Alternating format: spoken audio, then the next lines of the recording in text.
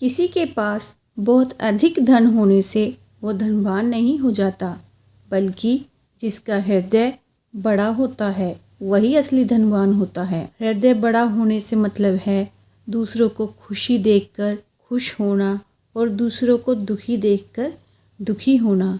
जब आपकी करुणा जाग पड़े तो समझो कि आप असली धनवान बनने की राह पर अग्रसर हैं। फिर चाहे आप भौतिक रूप से कंगाली का जीवन ही व्यतीत क्यों ना कर रहे हो, क्योंकि जब आप दूसरों के बारे में सोचते हैं तब ईश्वर आपके बारे में सोच रहा होता है। ये बात कहने सुनने में भले अजीब लगे, परंतु इस कहानी से आप इसे हृदयंगम कर सकेंगे।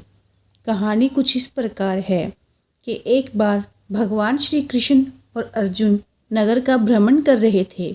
देख रहे थे कि नगर में सब कुशल मंगल तो है। तभी उन्हें एक ब्राह्मण भिक्षा मांगते हुए दिखाई दिया। ब्राह्मण देवता को भिक्षा मांगते हुए देखकर अर्जुन को उस पर दया आ गई। सोचा मुझे ब्राह्मण की सहायता करनी चाहिए और उन्होंने उसे स्वर्ण मुद्राओं से भरी एक पोटली भेंट की। स्वर्ण मुद्राओं की पोटली पाकर ब्राह्मण बड़ा खुश हुआ। अर्जुन को धन्यवाद देता हुआ वो सुंदर भविष्य के सपने संजोने लगा। सपनों की दुनिया में खोया हुआ ब्राह्मण अपने घर ही लौट रहा था। तभी रास्ते में उसे प्यास लगी। पास ही एक कुआं था। उसने अपनी पोटली को एक तरफ रखकर ब्राह्मण ने कुएं से पानी खींचना शुरू किया। तभी दुर्भाग्य से एक लुटेरा जो काफ़ी समय से मौके की तलाश में उसका पीछा कर रहा था, वहाँ आया और झट से पोटली लेकर भाग गया। ब्राह्मण कुछ करता उससे पहले ही लुटेरा भाग चुका था। रो धोकर ब्राह्मण फिर से भिक्षा मांगने लगा। अगले दिन फिर से श्री कृष्ण और अर्जुन नगर भ्रमण पर निकले। इस बार फिर उन्होंने उस ब्राह्मण को भिक्षा मांगते हुए देखा। आश्चर्य से देखते हुए अर्जुन उस ब्राह्मण के पास गया और भिक्षा मांगने का कारण पूछा। ब्राह्मण ने अपना सारा दुखड़ा सुना दिया। ब्राह्मण की व्यथा और वेदना जानकर अर्जुन बड़ा दुखी हुआ। इस बार अर्जुन ने ब्राह्मण की सहायता में एक बेशकीमती माणिक्य भेंट किया। बेशकीमती माणिक्य पाकर ब्राह्मण की खुशी का कोई ठिकाना न रहा। अर्जुन को बहुत बहुत धन्यवाद देकर वो माणिक्य को सबकी नज़रों से छुपाते हुए अपने घर ले पहुंचा। ब्राह्मण ने सोचा इसे ऐसी जगह छुपाना चाहिए जहां एकदम ये सुरक्षित रहे। उसने अपने घर में रखे एक पुराने घड़े में उस माणिक्य को छुपा दिया। माणिक्य को सुरक्षित स्थान पर रखकर उसने चैन की सांस ली। दिन भर की दौड़ धूप से वो बहुत थक चुका था। अंत वो घोड़े बेचकर सोने लगा। उस समय उसकी पत्नी पानी लेने गई हुई थी। ये बात वो उसे बताना भूल गया। दुर्भाग्य से उसी दिन उसकी पत्नी के हाथ से नदी से पानी लेकर आते ही रास्ते में घड़ा टूट गया और वो वापस लौटी और पुराना घड़ा लेकर नदी पर पानी लेने चली गई। उसे नहीं मालूम था कि इस पुराने घड़े में माणिक्य रखा हुआ है। अंत उसने पानी लेकर धोने के लिए जैसे ही घड़े को उल्टा किया, माणिक्य निकलकर नदी की धार में बह गया।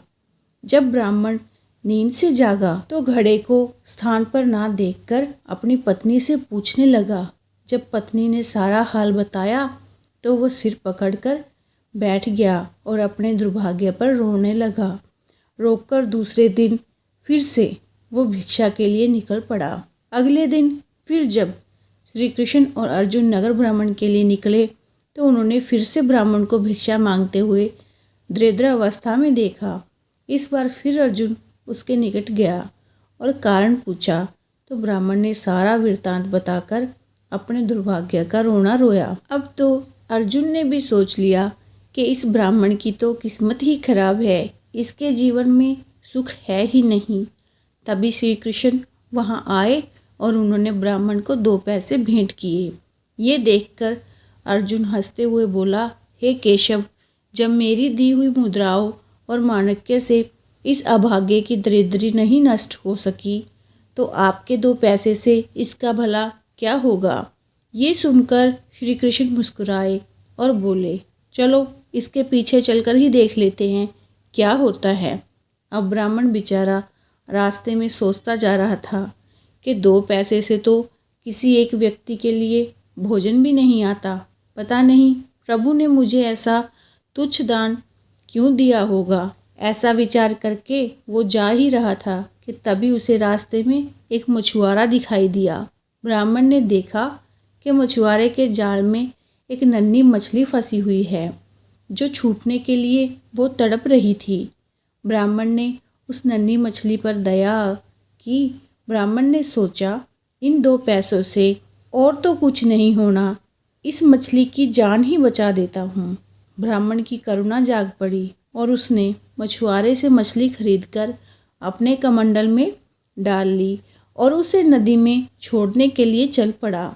ब्राह्मण मछली को लेकर बाजार से गुजर ही रहा था कि उसने देखा कि मछली के मुख से कुछ निकला। ये वही माणिक्य था जो उसने पुराने घड़े में छुपाया हुआ था। माणिक्य मिलने की खुशी में ब्राह्मण जोर जोर से चिल्लाने लगा, मिल गया मिल गया। तभी संयोग की बात ये हुई कि वो लुटेरा जिसने ब्राह्मण की मुद्राएं लूटी थी वो उसी बाजार में था।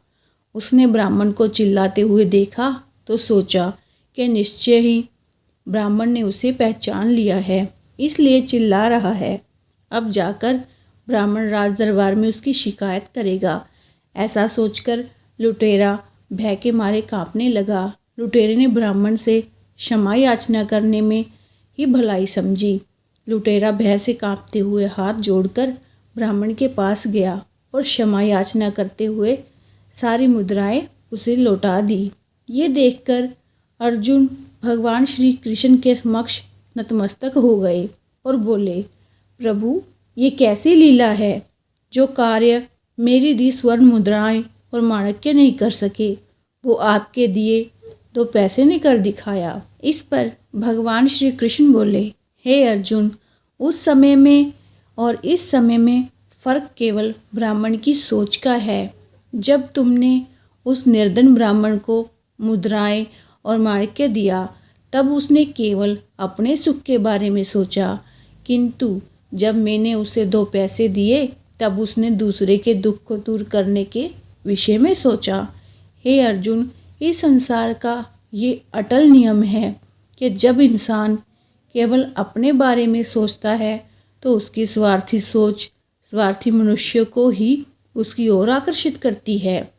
इसके विपरीत जब मनुष्य दूसरों के दुख को दूर करने के विषय में सोचता है तो ईश्वर सहित ये प्रकृति उसके दुखों को दूर करने की चेष्टा करती है। प्रत्येक मनुष्य का कर्तव्य है कि इस आध्यात्मिक नियम को हमेशा याद रखे और संसार में सुख और सामंजस्य स्थापित करने का ईश्वरीय कार्य करता रहे। जब हम दूसरों के बारे में सोचते हैं तो ईश्वर हमारे साथ होता है। तो ये थी हमारी आज की कहानी। उम्मीद है आप सबको पसंद आई होगी। अगर कहानी अच्छी लगी हो तो वीडियो को लाइक, शेयर और चैनल को सब्सक्राइब करना ना भूलिएगा।